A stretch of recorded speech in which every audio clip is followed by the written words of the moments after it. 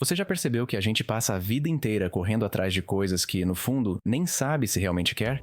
Dinheiro, status, aprovação, sucesso, como se existisse uma lista invisível de coisas que você precisa conquistar antes de morrer. E todo mundo estivesse seguindo esse roteiro sem nunca ter parado para se perguntar: por que eu tô fazendo isso? É aí que entra a filosofia de Schopenhauer. Ele olhou para esse mundo acelerado, ambicioso e faminto e soltou um soco no estômago da humanidade. Desejar é sofrer, e quanto mais você deseja, mais você sofre. É duro de ouvir, mas faz sentido.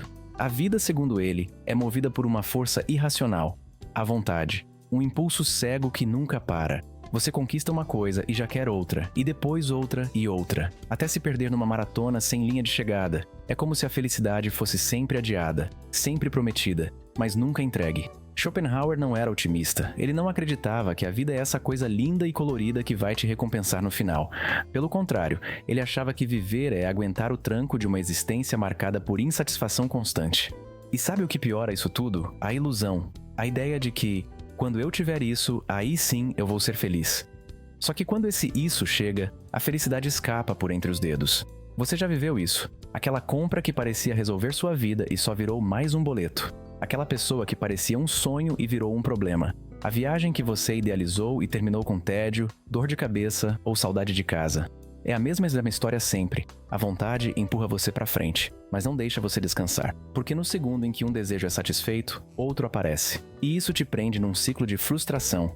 A saída, segundo Schopenhauer, não está em desejar mais. Está em desejar menos. Ele defendia o que chamava de negação da vontade. Um caminho onde você não tenta conquistar o mundo. Você tenta se libertar dele. Não é sobre virar um monge ou fugir para uma montanha. É sobre olhar para o seu desejo com honestidade e perguntar: isso aqui vai mesmo me trazer paz ou só mais inquietação?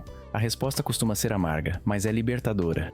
Porque quando você entende que o problema não é o mundo, nem as pessoas, nem o destino, o problema é o quanto você se deixa arrastar por vontades que não param, você começa a recuperar o controle, começa a dizer não, começa a perceber que menos pode ser muito mais, que silêncio pode ser melhor que barulho, que paz vale mais que conquista. E o curioso é que Schopenhauer via a arte como um alívio nesse caos, porque quando você escuta uma música, vê uma pintura ou lê um livro que te toca, por um momento você esquece de você, esquece da sua vontade, do seu desejo, da sua corrida.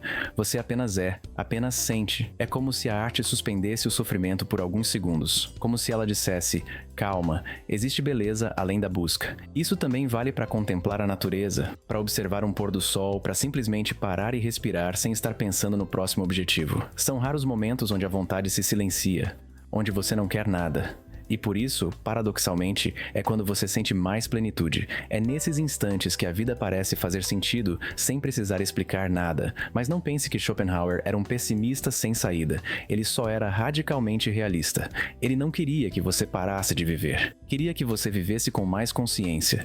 Que entendesse que a vida não é uma promessa de felicidade eterna, mas uma oportunidade de sabedoria. Que aprender a lidar com o sofrimento é mais poderoso do que tentar fugir dele. E que aceitar a imperfeição da vida pode te deixar muito mais inteiro do que passar a existência tentando consertá-la. No fim, ele acreditava que existe uma espécie de nobreza na renúncia. Não aquela renúncia forçada, amarga, religiosa, mas uma renúncia lúcida, onde você escolhe não entrar no jogo, não porque você perdeu, mas porque entendeu que o jogo é viciado. Você pode até pensar que isso tudo soa derrotista, mas olha em volta. Quantas pessoas você conhece que conquistaram tudo e mesmo assim vivem ansiosas, irritadas, tristes ou vazias? Será que não está na hora de admitir que talvez o problema não seja o que elas ainda não têm, mas tudo que elas continuam querendo? Schopenhauer te convida a quebrar esse ciclo, a encontrar uma forma de estar no mundo sem ser engolido por ele.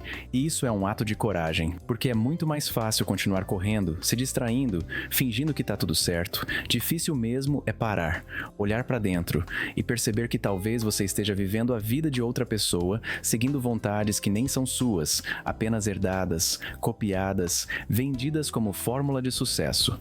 A grande virada é essa: você não precisa seguir desejando o que todos desejam. Você pode escolher um outro caminho. Um caminho onde liberdade não significa fazer o que quiser, mas não ser escravo de nenhum impulso. E isso muda tudo. Muda a forma como você consome, como você se relaciona, como você trabalha. Muda até o jeito que você lida com o tempo. Porque quando você para de correr, o tempo desacelera também. As horas deixam de ser um campo de de batalha e vira um espaço de presença.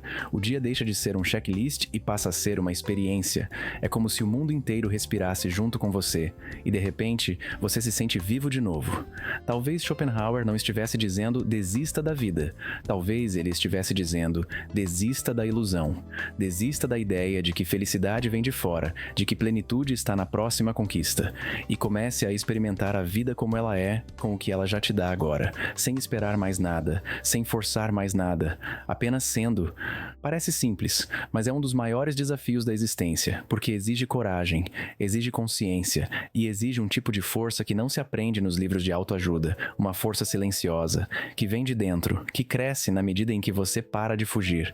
No final, o que Schopenhauer te propõe é uma vida mais leve, mesmo sendo dura, uma vida mais profunda, mesmo sendo cheia de incertezas, uma vida que não ignora o sofrimento, mas o compreende, e que por isso mesmo é mais autêntica, mais honesta, mais verdadeira, porque não é a ausência de dor que define uma boa vida, é a maneira como você caminha com ela. E talvez, só talvez, quando você parar de querer tanto, é aí que você vai encontrar exatamente o que sempre procurou.